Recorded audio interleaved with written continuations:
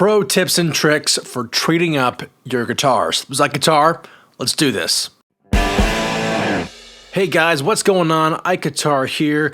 Today is all about trading up guitars. Now, if you guys have not known already, I've been doing a trading game for a guitar I bought last year, and I've been trading up pretty consistently for the past year or so, with my goal being custom shop. Right now, I'm already at a $2,000 Fender Signature Eric Johnson guitar, and right away that's already worth way more than the $200 Telecaster Squire that I got in the beginning. And in this video, I'm going to go through some tips and tricks that I have for you guys on buying guitars and trading guitars in your own area around town. But first off, why guitar trading? Well, I feel like for a lot of us, the ability to buy guitars en masse is very limited. I'm not made of money, you're not either. Trading is a great way of getting more value for your instrument than you originally had before. And whether or not you all have a mediocre Chinese-made guitar or maybe even a higher-end American, trading up is a great way of getting to play new instruments, and sometimes they happen to be better than your old one. So I highly recommend it for anybody in the guitar game. And the first tip I have for trading guitars is essentially this: do not invest in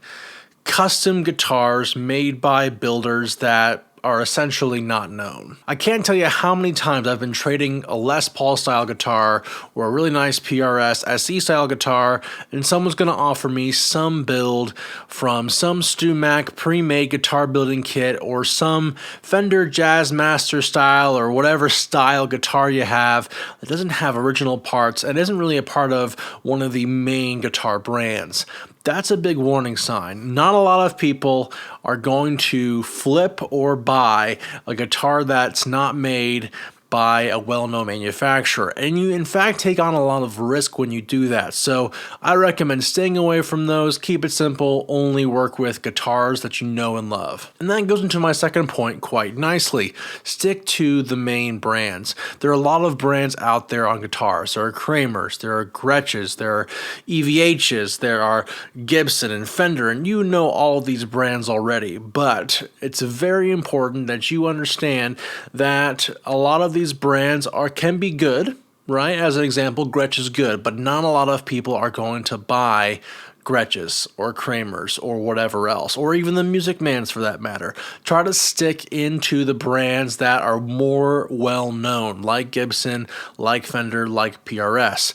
There are going to be markets for some die-hard fans of Collins guitars or Seagulls or whatever you want to call it, but the exception is very often not the rule. The importance of finding a guitar built by a well-known manufacturer is better for you in the long run because you're taking on a lot of risk trading a guitar you know for something that you don't really know. So find one you're going to be able to flip quickly in case you don't like it. Alright, my third piece of advice on buying and trading used instruments is don't trade a guitar that's been modded. Now, there are some exceptions to that rule. I'll talk about them in a second here. But generally, as a rule of thumb, you don't want to trade for a guitar that's been modded, especially heavily modded, unless they come with the stock items that they modded them for. I've had a lot of guitars from well-intentioned offers from some really cool people, but they had changed the pickups out, or they had upgraded the tuners, or they had,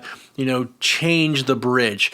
And these things, for a lot of us, aren't a big deal on its face, but as far as trading value down the road, people don't want instruments that are going to be modified in almost any way. And in fact, I would argue that nobody's going to trade a guitar that's been modded unless they know for sure that it's an improvement on the model. Okay, so keep that in mind when you're trading guitars, especially if they're modded.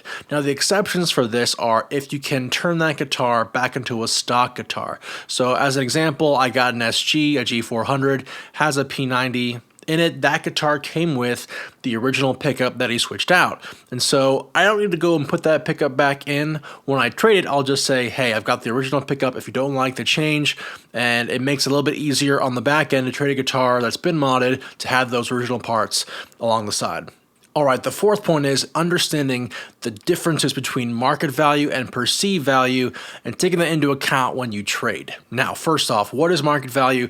Market value is how much money the general public puts on an instrument, okay, used or new. There's MSRP, which is manufacturer's suggested retail price, totally different. When you drive the car off the lot, that becomes the market price, okay? And guitars will go down in value when they're driven off the lot, so to speak, okay? And perceived value is a little different. What perceived value means is how much is that guitar worth to that particular person? I can't tell you how many times I've been requested for trades or I've offered to trade for someone who thinks their guitar is worth more than it really is. No one, that's a pain in the butt, okay? No one's gonna buy that guitar from that guy because he thinks it's too high, so keep that in mind when you're trading it for yourself. If some guy thinks that his guitar is worth more than it is, just back away. It's not worth the time of day. But a good way of finding out market value, the market price of that instrument to the general public, is to look on things like eBay completed sales. Go to eBay, type in the guitar you want to look at completed transactions. You can generally get a great average of what these guitars are going for on the market.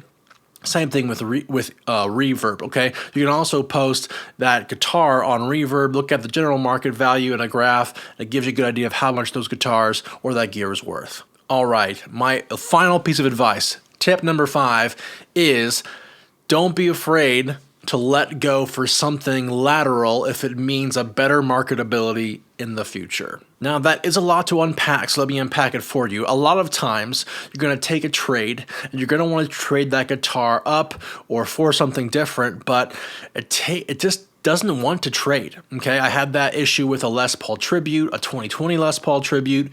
It was a great sounding guitar, it felt really good. It was a new guitar, had all the case candy, but it was taking forever to trade for something else, okay? And I realized very quickly, if I want to get this guitar out of my inventory and trade for something better, then it might require me to trade across the aisle laterally for a like-valued guitar. Okay, and so I had to let go of that guitar. I had to let go of the dream of flipping that Les Paul Tribute for something better and going with an American Performer Stratocaster as an example. And eventually that Performer traded really well, the next guitar traded well, and so all is not lost if you can't get a decent trade from a guitar. You may have to rethink your strategy though and let go for something along the same lines so that's more marketable toward the general public or what you're looking for. Guys, thank you so much for watching this video. If you liked it, please consider subscribing. I make videos all the time. If you liked all these trade talks that I do, let me know in the comments below. And if you are an avid trader of guitars, an avid buyer, let me know some great deals you yourself have gotten in your own experiences. I want to hear about it. Some of us have had great deals. Some of us have had terrible deals and terrible regrets. I want to know all those stories down below. Have a great day, guys, and we'll see you next time on IkeGuitar.